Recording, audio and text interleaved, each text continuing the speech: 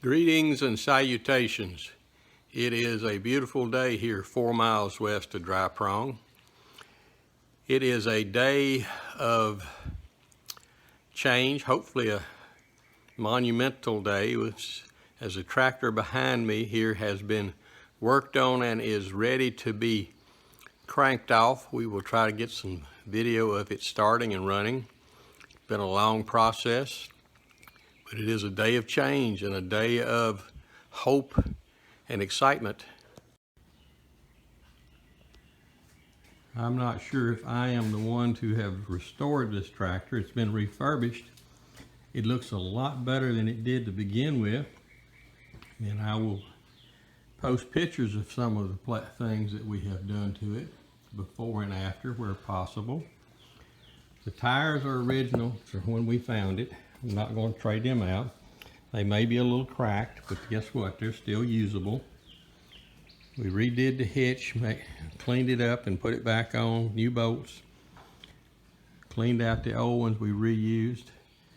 Refurbished the seat with the existing seat that came with it, which was not original equipment, but it's what came with this tractor, so I'm using it. Did a good bit of wiring yesterday. Got the control box back in. Prayerfully, I've got it all hooked up correctly. I know the starter is, and the ignition switch should be, but everything else in that box right there may not be right. Who knows? I did test the lights last night, and they do work through the switch box there. There are several little minor things to do to clean up and tighten up and close up everything, but here it is. Hopefully we'll get a video shortly of it running on the road, but not there quite yet. Still have to put some lifeblood in her.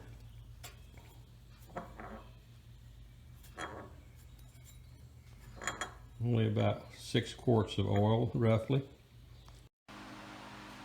Okay, tried all the fluids are in, crankcase, radiator, gas. I had to finagle with the bowl a little bit because it wasn't flowing. I got looking in there, but it's flowing now. Not sure I'm getting anything to the carburetor because the drain's not showing anything. But we will try, may have to try some ether here a little bit. But while I was cranking, I kept hearing a click, click, click, click, click noise. And I said, that ain't good, so I went to looking. At one point I had found one of the lifters loose in here earlier, but I took this valve cover off far enough to see that wasn't the problem. But I got to looking, and right here, this fan blade was clipping on top of a hose clamp right here. Kind of a bad situation, but it was clipping on top of it, making a click, click, click, click noise, which is never good when you're trying to start an engine. But I adjusted those hose clamps around and that stopped that.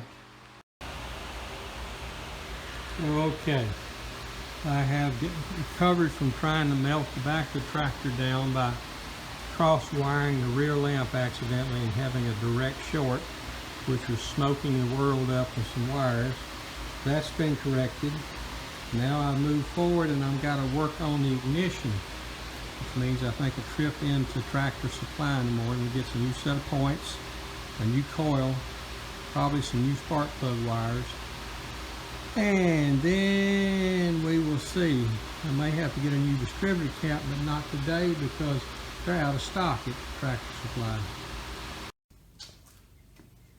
Okay, so Saturday Chris and I looked and we weren't getting any gas to the cylinders. We were getting a little bit of spark.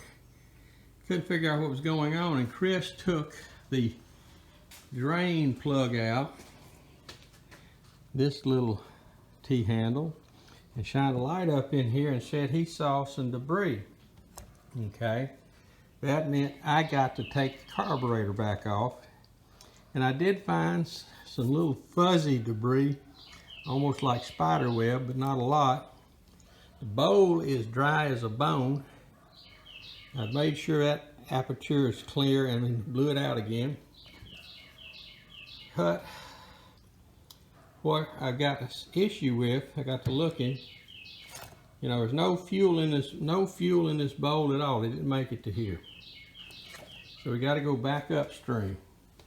So I know that I had fuel to here the other day, still do. You can see it on my finger there. So that meant that the fuel wasn't making it into the carburetor at all. So we go back and we look, and I believe in here is the problem. It looks like it is plugged right in there. Not sure what's going on. I'll have to see if I can't square it out and clean out a little bit. I'll pull the venturi out and then see what's in there. Could be just an accumulation of debris, but that appears to be the problem. Looking at the needle, this was a brand new one that I bought and put in here. It's got some sort of plastic tip or Teflon tip. It looks like it's kind of sat there so long that it got hung and it didn't want to come out. Either had to tap it to get it to drop out. So it makes me think that it actually was semi-wedged there, which stopped the fuel from coming in through here and going into the bowl. So if that's part of the case, then by just getting there, cleaning it out and freeing everything up, it should work better. As we said before, we weren't getting fuel in the bowl. However, now if you notice, there is how wet my tip of my finger is. Maybe better turn off this supplemental light, but we did get gas out of the bowl here in the drain, which indicates I've got gas coming in and the float's letting it come. So I guess that's a success on this side. I haven't finished buttoning up here because I'm not sure whether I'm ready to or not, but I'm going to at least secure the fuel line.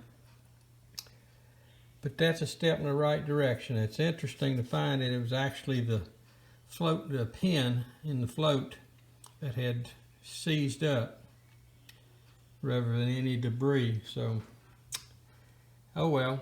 Couldn't find out till we tore it down, so there it is, been put back together.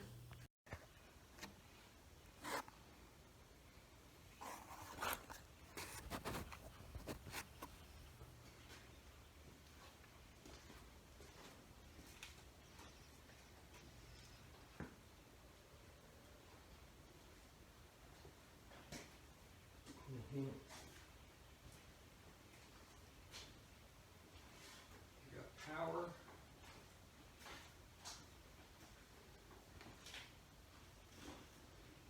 Fuel.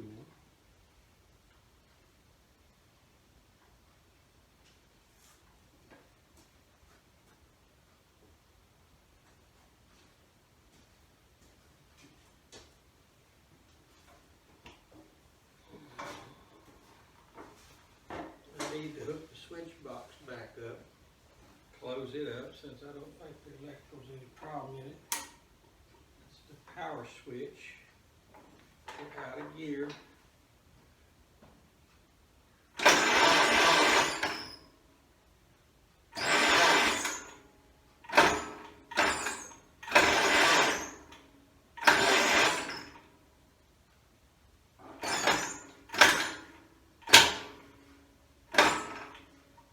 Don't sound good.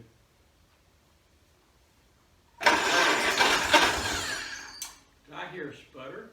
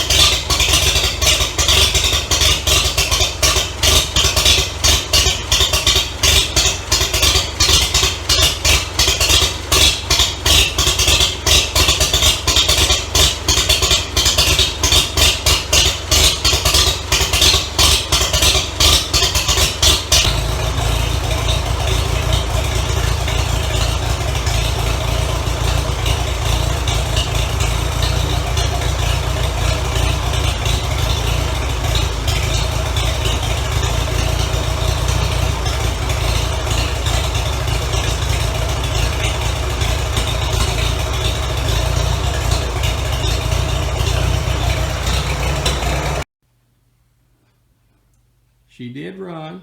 We did go back and clean out the carb, and I found some interesting spots. The main thing was the pin in the float there, which controls the valve and letting the fuel into the bowl, was hung. Once I cleared that up, I was able to get fuel in the bowl.